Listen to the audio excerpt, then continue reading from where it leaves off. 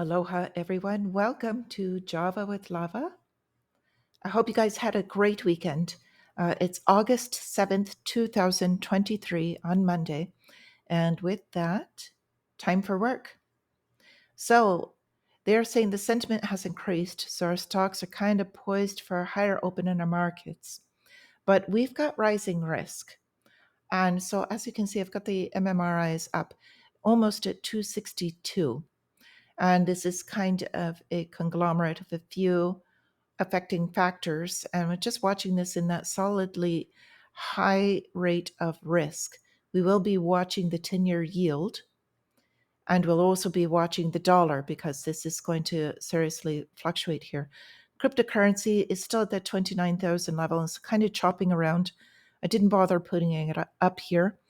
Futures are green at the moment. So with that, let's look into what we've got to look forward to.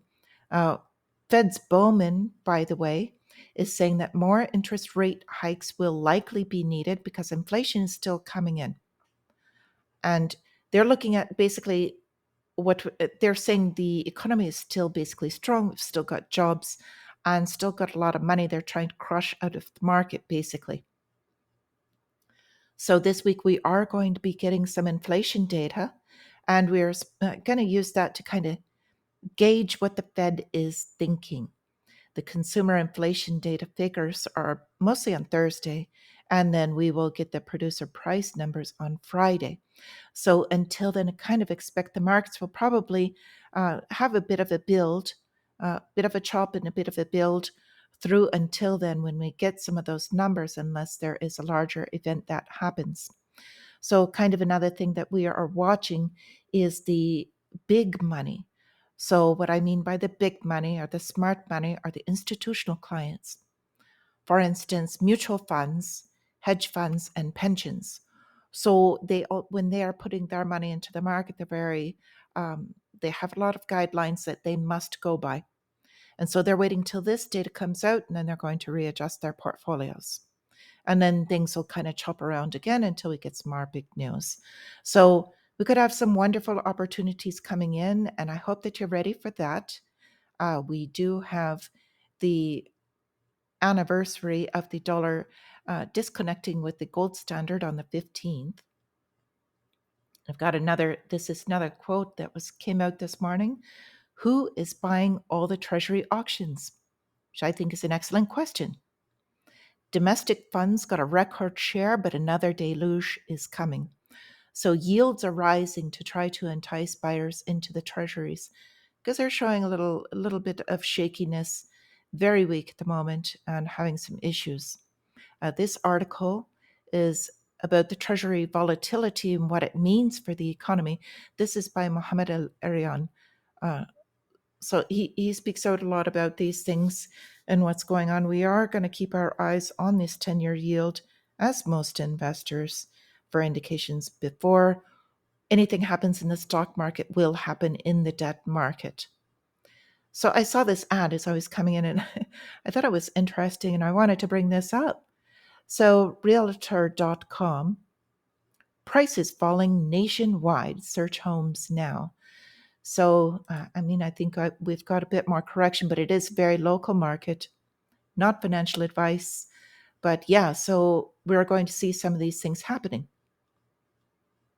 Got another story here. This is Country Garden. If you don't know who they are, another Chinese developer company. So back when everyone was talking about the Evergrande default, so this is a very similar company with very similar issues, not quite as large, but one we should be watching, in my opinion, because they could have the same effect. And China's economy is weakening. They're trying to open up for tourism and bring in more dollars. So I think that's a very interesting part in the other balance of the other side of the world, basically. And aside from China, I've got another couple of stories down here talking about Asia. So Malaysia is growing, up and coming. China's having some issues. So we're going to keep an eye on all of these things. So in real life, day to day in the US, Texas power prices surging 800%.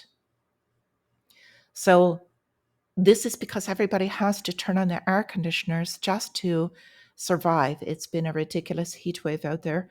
But this also, I think you should take the flip side of it, because this is what we have to look forward to for the winter. They're going to be turning on their heat. We're expecting a very cold winter.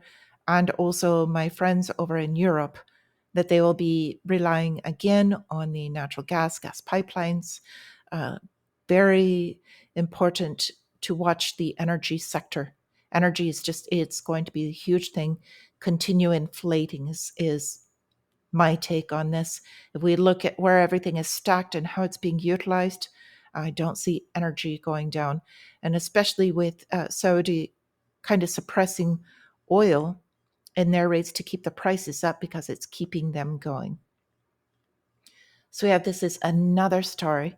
This is not the same one. It's another one talking about how Americans' credit card debt is reaching record highs again. So they're not paying off their balances, and just unsecured debt is crazy, because the very first thing that people are going to walk away from is unsecured debt, because it affects them much less. Anyway, let's move on to our lava updates. Basically, on the currency wars, or resource wars, the BRICS summit is in 2 weeks on the 22nd. We'll be watching, building up to that. People are speculating going into gold, because of the gold backed currency that they are kind of floating stories around. I do encourage owning gold in your portfolio, but physical gold, not ETFs or paper. I'm a physical gold, physical precious metals kind of person. Keep your keys and it's yours. Okay, so an update I was speaking about before, Thailand. Last week, we were talking about how uh, India was banning the exports of their rice. Well, Thailand says they've got enough rice, plenty for their people, and plenty to export also. And so, since India has kind of raised the price quite a bit by their ban, Thailand is taking the opportunity, and they're benefiting from it. So hopefully they will take the windfall profits that they're going to make from this and reinvesting it, so that their country can do well from this. Thailand is an emerging company that we're looking at putting some more, not quite yet, but looking at investing more when there's a little bit more of the correction there, when we've got our eye on. And this is my last story for today, and I'll let you get on with your day.